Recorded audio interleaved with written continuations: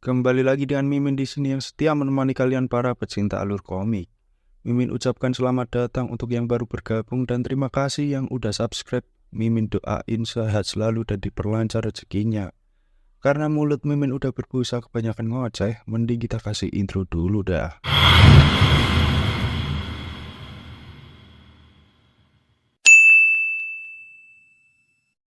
Pada part sebelumnya, Dokyung yang terkena tikaman belati pada bagian perut masih bisa bertahan dan menyabetkan belatinya pada musuh.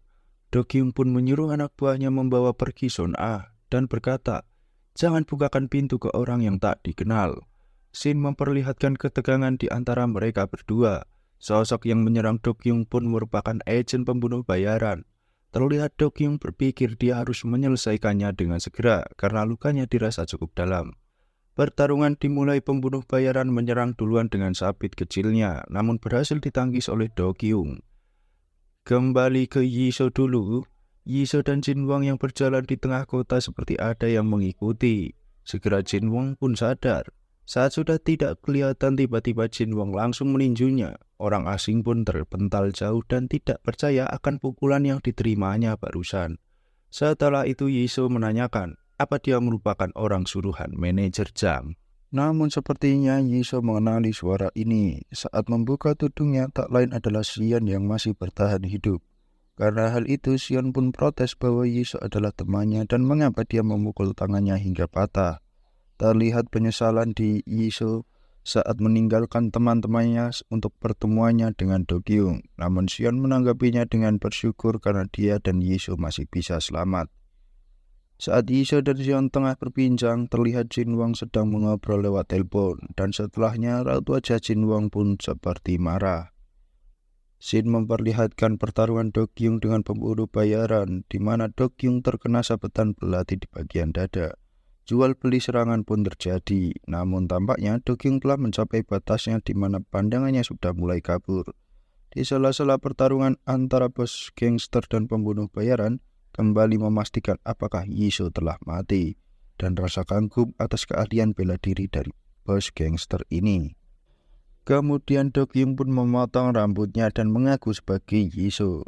Momen di mana Dokyung berhasil menyerangnya, pertarungannya semakin seru dari kedua pria gendo ini. Hingga akhirnya pembunuh bayaran tak sanggup berdiri. Saat hendak menghabisi pembunuh bayaran ini, tiba-tiba Dokyung telah sampai pada batasnya. Pembunuh bayaran ini akhirnya selamat dari maut. Tak lama setelahnya Yisho datang dan nasib Dokyung pun meregang nyawa di pangkuan sang adik Baek Yisho. Selanjutnya Shin memperlihatkan Soa dan Jinwang sedang mengobrol berdua, di mana Soa mengkhawatirkan nasib dari Taishan. Karena setelah kematian Dokyung, Taishan tidak menghadiri acara petinggi perkumpulan General Assembly. Jinwang pun putus asa akan kehancuran dari Taishan. Namun Soa tetap optimis untuk kejayaan Taishan. Jinwang beralasan tidak akan ada seorang yang bisa memimpin Taishan seperti Dokyung. Di satu scene, Yisho dan Xian yang tengah berdebat atas siapa yang telah membunuh kakaknya itu. Yisho tahu siapa pembunuh kakaknya karena luka di tubuh Dokyung diakibatkan oleh orang yang terlatih. Dan Yisho ingat manajer Jang memang punya divisi untuk orang khusus untuk membereskan hal-hal semacam ini. Yisho pun bersumpah akan menghabisi orang yang membunuh kakaknya. Berlatar di Pangyo Techno Valley, di mana Kim Taewon, CEO dari T1, terlihat sedang menyandra seseorang untuk mengorek informasi dari Taishan. Hingga akhirnya orang tersebut membocorkan gosip bahwa Taishan sebelumnya telah diserang entah dari mana dan berita bahwa Dokyung menghilang. Setelah mengetahui situasinya, T1 bersiap untuk menyerang Taishan. Di lain scene terlihat Yisho sedang berada di sebuah pasar, di mana diduga sarang pelatihan orang-orang khusus manajer Jang. Saat baru masuk terlihat orang-orang di dalam sudah dibantai dan terlihat seorang yang masih bisa bicara, bahwa manajer Jang yang telah menghabisi mereka. Dan memperingati bahwa yang dilawan yaitu manajer Jang, bukan tandingannya, dan lawannya adalah organisasi di bawah pimpinan manajer Jang ini.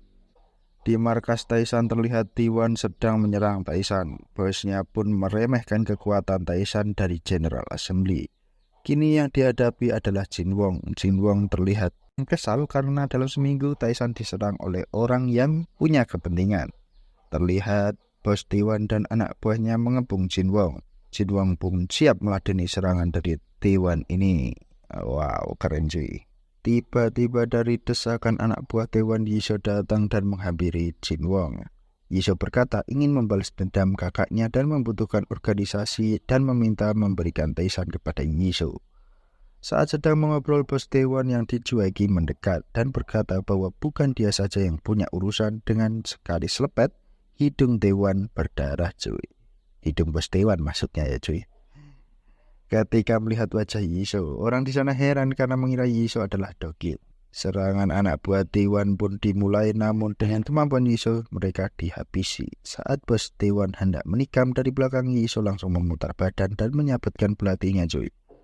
Memaksa Dewan untuk mundur. Setelah mengalahkan Dewan, Jin Wong memiliki cara agar Yisho menjadi pimpinan Taishan. Beberapa minggu kemudian, Shin memperlihatkan pertemuan petinggi dari General Assembly, di mana petingginya membicarakan Dokkyung yang sudah 1 bulan tidak hadir dalam pertemuan.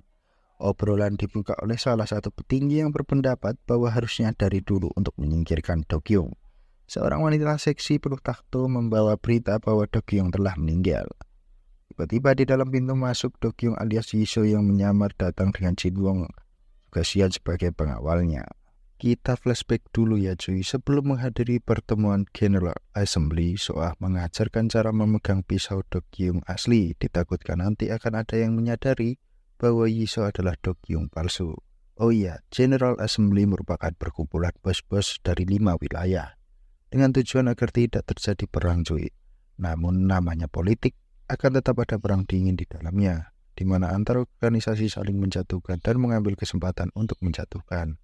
Memperlihatkan Soah tidak yakin akan pemalsuan identitas Yisho, namun Yisho bersikeras dia membutuhkan Taishan untuk membalaskan dendam kakaknya Dokkyung. Terlihat beberapa orang berada di atas sebuah gedung, di mana orang yang duduk mengatakan, "Kerjamu bagus." Manajer Jang pun menjawab, "Semua berhasil karena dukunganmu." Ternyata manajer Jang ini bekerja sama dengan kepolisian Korea Selatan dan mengkhianati bawahannya. Di tengah perbincangan, manajer Jang berkata, ini semua demi kebaikan yang lebih besar. Namun kepala kepolisian malah tersinggung dengan kesal menjawab, demi kebaikan yang lebih besar katamu. Kepala polisi menyalahkan manajer Jang karena Dokkyung ikut tewas dalam upaya operasi pengkhianatan manajer Jang ini. Kepala polisi menjelaskan Dokkyung yang merupakan anggota Jongkui, di mana kematian Dokkyung bisa memperkeruh masalah. Dengan gerakan menunjuk-nunjuk, kepala polisi ini langsung ditebus oleh manajer Jang dan berkata bahwa kepala polisi ini hanya menjalankan perannya dan yang dibutuhkan saat ini pemimpin. Segera anak buah dari kepala polisi ini menarik kerah jas yang dikenakan manajer Jang dan berkata, "Apa Pak Kepala ini temanmu?" Namun seketika anak buah dari kepala polisi dibanting dan diakhiri dengan serangan dengkul cuy. Melihat anak buahnya kalah, kepala polisi meminta maaf dan akan membereskan masalahnya dengan segera. Shin kembali memperlihatkan datangnya Dokkyung di pertemuan General Assembly, di mana yang terlihat di depan adalah Sion dan pria berjas merah itu berkata, "Siapa kau? Mencari pelayan klub?" Dan cereng, kemudian sosok Dokkyung muncul. Dokkyung kemudian mengatakan, "Siapa yang kau anggap pelayan?"